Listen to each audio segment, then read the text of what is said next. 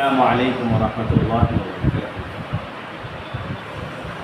إن الحمد لله نحمده ونصلي على رسوله الكريم أما بعد. আলহামদুলিল্লাহ, আমরা বিবাহ সম্পর্কে ধারাবাহিক তার মাসলা মাসাইল নিয়ে আলোচনা করতেছিলাম। আজকে আমরা আলোচনা করব কবুল বলা সম্পর্কে।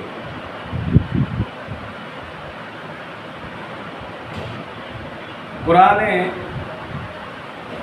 আল্লাহ তাআলা সুস্পষ্ট ভাষায় বলেছেন যে তোমরা নারীদেরকে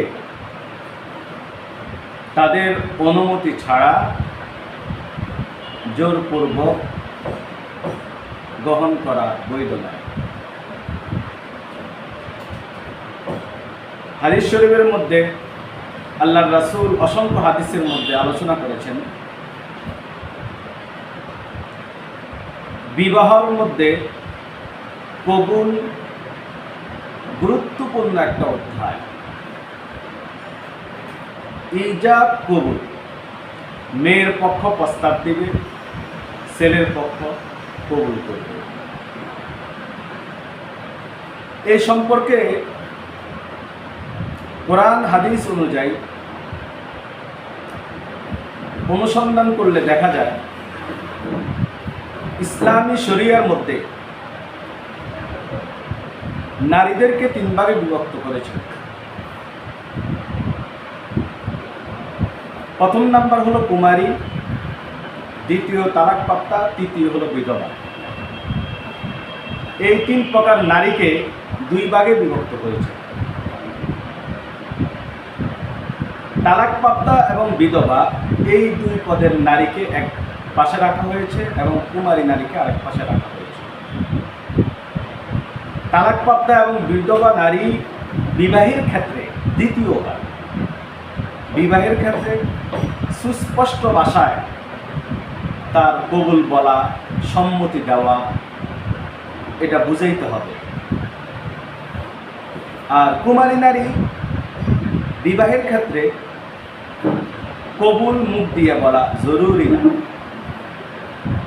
যদি কুমারী নারী চুপ থাকে তাহলে রাজি, কান্না করলেও রাজি, হাসলেও রাজি। হাদিস শরীফের মধ্যে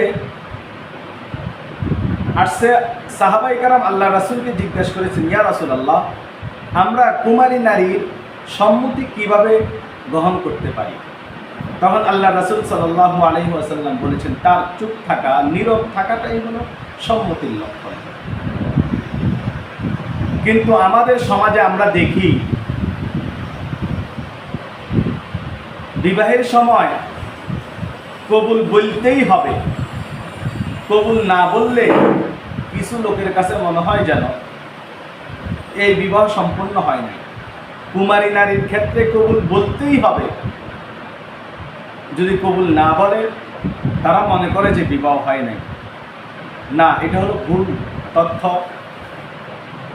কোরআন সুন্নাহ অনুযায়ী আমরা যেভাবে আলোচনা করতেছি, ইনশাআল্লাহ আপনারা আমাদের এই আলোচনাগুলো শুনবেন, তাহলে আপনাদের কাছে স্পষ্ট হয়ে যাবে কোরআন হাদিসের মধ্যে কিভাবে বলা আছে।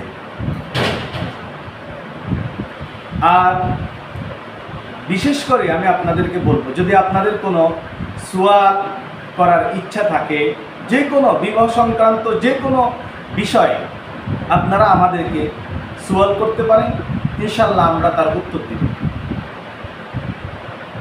এই বলে আমি আমার সংক্ষিপ্ত আলোচনা শেষ করছি। আসসালামু আলাইকুম ওয়া রাহমাতুল্লাহি ওয়া বারাকাতুহু।